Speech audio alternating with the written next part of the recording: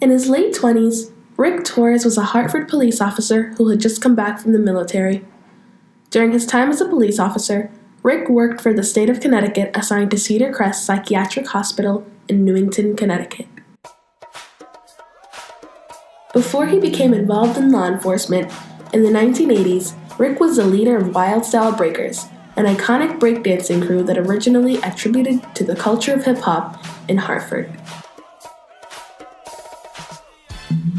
Rick grew up in Hartford's South End, which was a predominantly Puerto Rican neighborhood at the time. Rick was key in the cultural exchange from the Bronx to Hartford. As someone who moved from one place to the other at the start of the hip-hop movement, he was able to bring elements of hip-hop he learned from the South Bronx to Hartford, sharing it with his peers. Correct. My dad still lived on East 163rd. My parents divorced, so I always had a chance to go to the Boogie Down.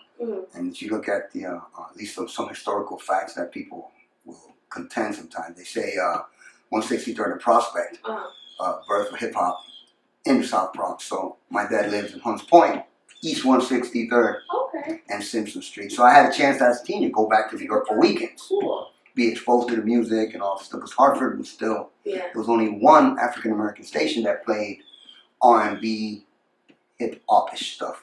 People came and went. And to be honest, there wasn't that much going on. You know what I mean? As far we kind of like became engulfed with hip hop, and then as more and more stuff started coming out, people started seeing the moves, trying to mimic it. Nobody taught us. Everybody was self-taught. So I had a good visual idea on things because I'm the one that used to be able to go to New York a lot. Pretty much almost every other weekend I was in New York. So I tried to bring some of that stuff back. When it came down to the music, obviously being, employed at the only record store downtown that, pumped up the music, I, became a little bit more involved in the actual music itself.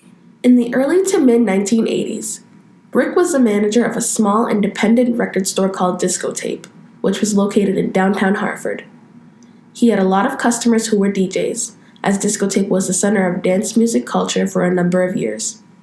Because of all of the new music he discovered working at Disco Tape, he was able to bring the freshest tracks to him and his boys.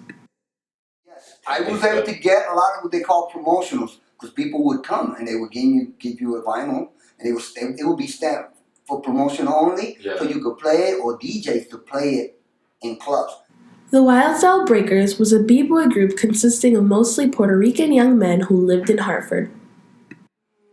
So the majority of the guys that were in Wild Style were from the, we can call it the South End, Anawan Street, Franklin Avenue area. After months of hard work and group managing, even when it was difficult, Rick was able to lead the Wild Style Breakers to participate in Peace Train's Breaking and Popping All-Stars. Then try to make sure these guys were up, and then figure out what time we would get together to work on the routines and where we were going to go. Sometimes we did stuff outdoors. Sometimes we went to Anawan Street projects and we did stuff in the basement. And then figuring out who was going to make it at what time. It was always hard to get everybody there at the same time. Being a b-boy and a police officer right after gave Rick a perspective on both sides. After 27 years, Rick is now retired from the force and runs the Gracie Jiu-Jitsu Dojo in the South End of Hartford. He attributes the moves he learned for breakdancing to helping him with learning the martial art of jiu-jitsu. Hip-hop means different things for different people. For Rick Torres, hip-hop is about community and bringing people together, and he has witnessed this throughout his entire lifetime.